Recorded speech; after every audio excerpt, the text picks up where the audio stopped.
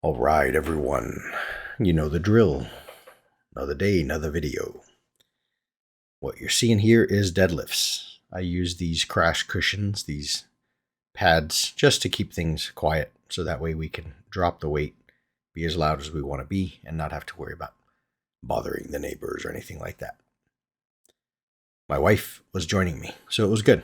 I really enjoy when we just have a good lifting session, can spend a good 45 minutes just throwing down, hitting some heavy weight. Neither of us are anywhere near as strong as we once were, but we do the best that we can. All I did today was deadlifts, no other metabolic stuff, no conditioning, no cardio, no running, jumping, anything like that, no squats. But deadlifts are, of course, lower body. They are a good movement to work on. Some may say that they are a better indicator and method of training strength than even back squats, but I'm just a back squat type of guy. But I was really, really happy with the numbers, with the results today, because deadlifts can pull a lot. They will pull a lot on your biceps. So the fact that I was able to get in some decently heavy deadlifts, I think my last pull is 315 pounds. And I don't know what happened. I think the GoPro was overheating something fierce. I mean, yes, there's editing involved. So this GoPro was sitting in a 100-degree garage for 30 minutes straight recording. And I think it got really hot and it basically cut the video out right while doing my last rep. But I'm very happy because I think I worked up to about 300 plus and my wife's weight was up above 200 and I was able to get through it. And I didn't feel a lot of quad pain and I didn't feel a pull on my bicep. And I had just mentioned in yesterday's video that I was probably going to run today because I want to give more time off from things that I would like to do, which is squats and some sort of pulls, whether it's bicep work, chin ups, pull ups, back row, dumbbell rows, things like that.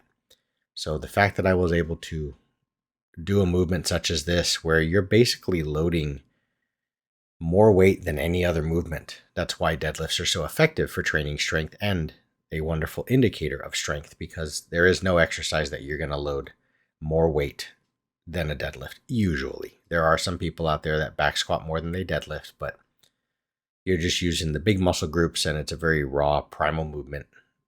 Grab a heavy ass thing and rip it off the ground.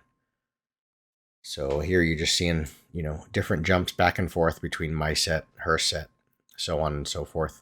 I have this platform that we stand on, and that's why we go back and forth. But it does work well because you should be resting sufficiently between your heavy deadlift sets anyway. But the platform that we're standing on just helps us create the appropriate height so that we are pulling as though we are pulling directly from the floor. But you'll notice on the way down right here, if I was pulling from the floor,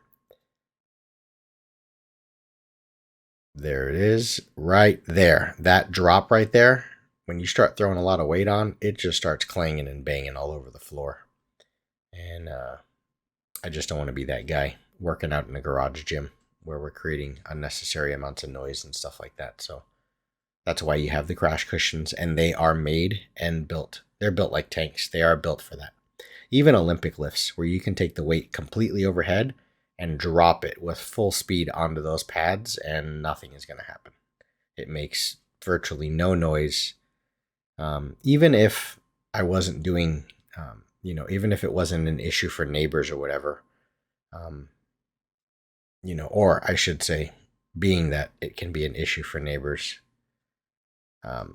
this also allows anyone with a garage gym to lift heavy during all times of the day, right?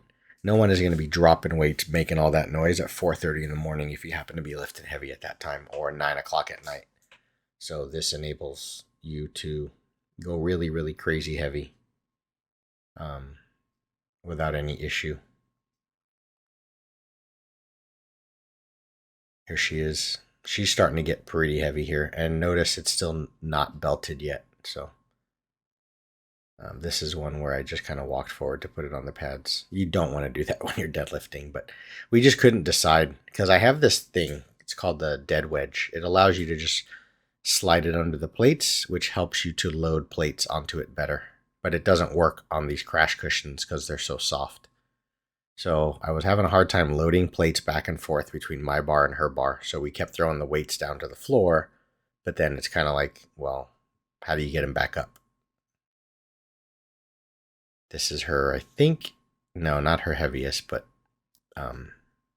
it's hard to appreciate just the amount of time that we're pulling and the amount of energy we're spending on this heavy ass lift because we're jump cutting, or I edited so much. You're seeing all the lifts up until when the camera cut off, but this is lift heavy, minute and a half, 2 minute, 3 minute break. She goes, lifts heavy, I lift heavy. And we just did that, in 15-pound increments all the way up to over 300 pounds. So it was a lot, for anyone that sees one single heavy rep and you're like, oh, wow, you did one heavy. Well, I did a heavy at 240, at 250, 260, 275, 290, 305, 315. You get it. Here she is. This, I think, is her heaviest. And based on the bar speed and the fact that she told me her back was just really spicy after this, we were going to throw fives on and do another one, but I think we stopped it right there. Yeah, you can see her making faces. This is my last one. I think this is it, guys. I think the camera just dumped on me. Well, there it is. Again, very happy with it. I'll see you next time. Bye.